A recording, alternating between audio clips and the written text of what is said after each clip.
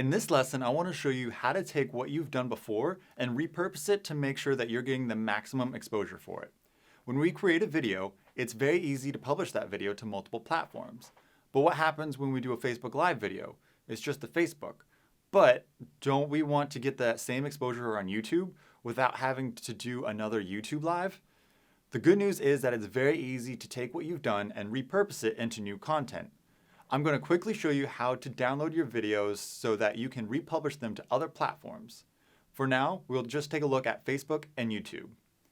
Facebook. Once your Facebook Live video is over, it'll be converted into a regular video post. Once it's a video, you can download it from Facebook. Simply log into Facebook as your business page and go to the publishing tools and select Video Library on the left column. Here, you can see every video that you've posted. Check the video that you want to download. Click the Action button here, select Download in HD.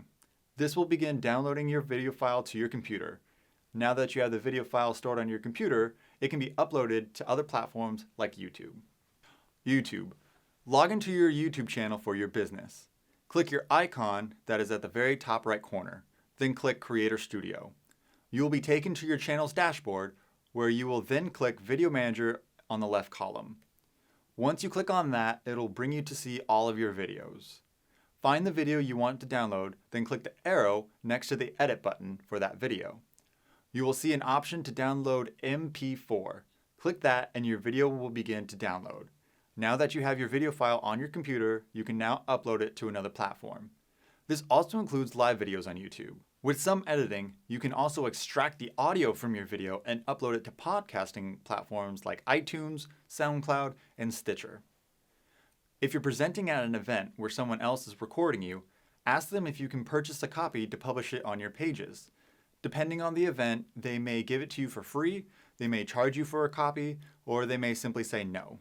If they say no, ask them where the video will be published so that you can share the video, or ask them to include your page in the tags.